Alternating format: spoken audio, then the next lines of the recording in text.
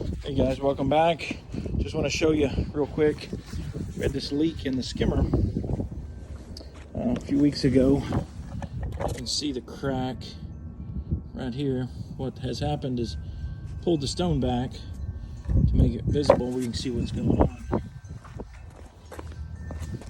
Kind of gives you an idea how thick that pool wall is.